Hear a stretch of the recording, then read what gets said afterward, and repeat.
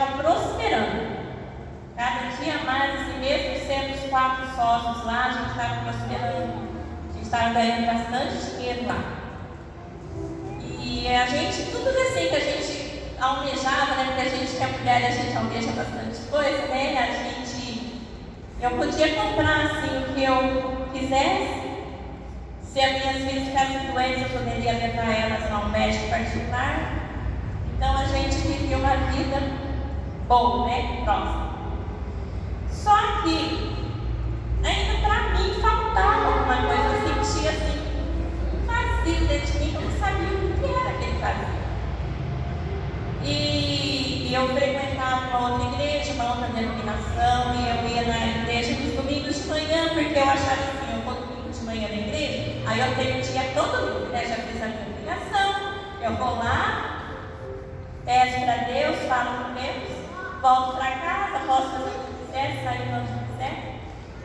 Só que nesses 4 irmãos, né, esses 3 irmãos do meu marido, que eles eram sócios, a minha cunhada, ela já conhecia o Senhor. Então ela passava na minha casa, toda assim, ela vinha para a igreja, ela passava tipo umas 6h30, quando começava às 7 horas, ela passava lá. Todo domingo ela falava assim, ó, vamos para a igreja comigo.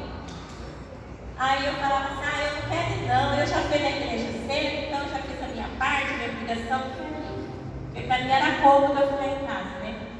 Gostoso, né? E ela vinha para a igreja e ela orava por mim, orava por nós. E a semana corria, quando chegava no outro domingo era a mesma coisa. Ela chegava em casa, passava lá, vamos para a igreja comigo. Então ela insistia, todo domingo ela passava lá. Até que um dia eu falei para ela, para de passar aqui em casa, eu não quero que você venha aqui me convidar mais, porque eu não quero ir na sua igreja, eu já fui na minha. Já fiz a minha parte, não tem mais. Para mim tá bom assim. Só que aquele vazio continuava aqui. Eu não sei, assim, na época eu não sabia o que era que eu tinha, que era um vazio, porque a gente estava prosperando financeiramente, a gente tinha o que a gente queria ter. Então, só que aquele vazio permanecia em mim. E ela parou de passar em casa, só que ela não parou de orar pela gente, né? Glória a Deus. Aí, a nossa vida foi indo, foi passando, até que um dia o Senhor, meu esposo, ficou enfermo. O Senhor permitiu a enfermidade acontecer na vida dele, porque a gente não sabe, irmãos, o plano que Deus tem na vida da gente, sabe? Porque às vezes a gente está tão assim acomodado, tão quietinho lá em casa, tão assim, tão feliz, né, aparentemente. E aí o Senhor permitiu essa enfermidade. Aí ele foi para o médico, aí o médico pediu para ele um exame, e ele tinha tireoide, a tireoide ficou externa, né? Ele tinha uma massa no pescoço. Aí ele foi para o médico fez exame e falou, olha, você está tudo bem com você só precisa ir lá, passar pelo hospital e fazer cirurgia lá. Beleza, daí ele pegou e foi, daí encaminharam ele para Maria, e Maria ele fez a cirurgia lá. O dia da cirurgia, irmãos, eu não estava lá, porque eu não podia ficar lá. Mas no outro dia eu fui lá. Aí eu chego lá, de manhã, bem cedo, eu fui a primeira pessoa que entrou lá. Eu não poderia estar lá, mas eu me infiltrei e entrei lá. Aí eu fui visitar ele. Ele tinha acabado de fazer cirurgia, estava lá no quarto. Daí eu comecei a conversar com ele. Aí eu percebi que ele começou a ficar esquisito, ele estava estranho. Eu olhava para o rosto dele, o rosto dele estava diferente. Aí ele falou para mim, olha, eu não estou me sentindo bem. Aí o que eu vi? Ele estava com medo.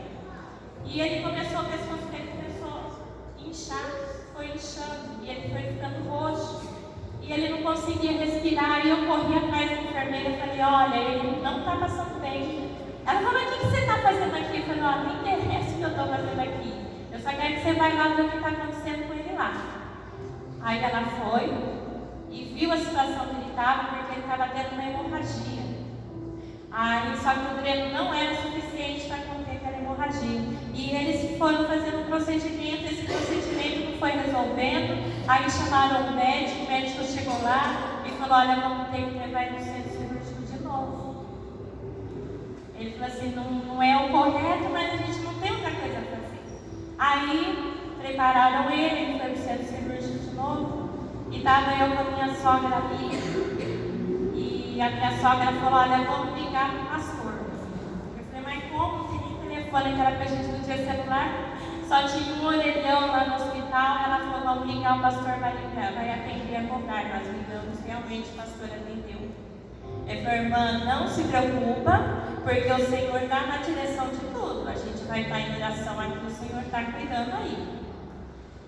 E eu liguei para os meus cunhados, também meus parentes, e nós entramos em oração, e ele foi para o centro cirúrgico. Aí o médico chegou e falou, olha, eu não sei se ele vai sair vivo dali. Eu falei, mas ele vai sair sim, porque Deus é na vida dele. Eu nem sabia o que eu estava falando, mas o Senhor tocou no meu coração. Eu falei, então a gente vai ver isso depois. E ele foi. 1h da tarde, irmãos, ele foi para o centro cirúrgico, e tiraram ele dali. Aí ele não chegava nunca, e eu fiquei aflita, fiquei desesperada, porque eu precisei mandar minha sogra para cá, pedi para alguém buscar ela na rodoviária, e eles foram buscar, e eu fiquei lá sozinha, sem saber o que eu fazia lá. Aí, 8h da noite, ele chegou no quarto de novo. Aí a enfermeira falou, olha, a cirurgia correu tudo bem, mas se ele tiver hemorragia de novo, aí não vai ter jeito mais. Aí o que eu fiz, irmão?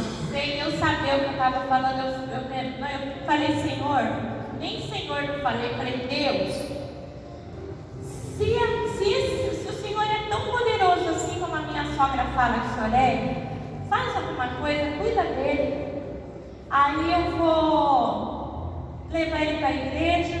Quando ele sair daqui, eu assumi um compromisso com Deus.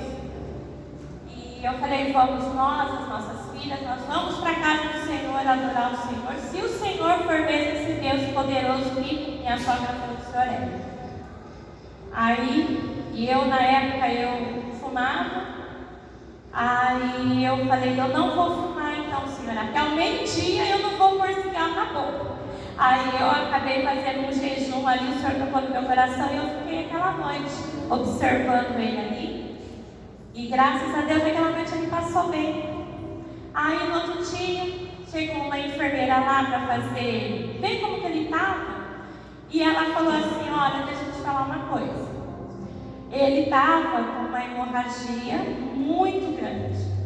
Rompeu a veia artéria dele lá. Então a gente teve que sair correndo com ele, levar ele para o centro cirúrgico de novo.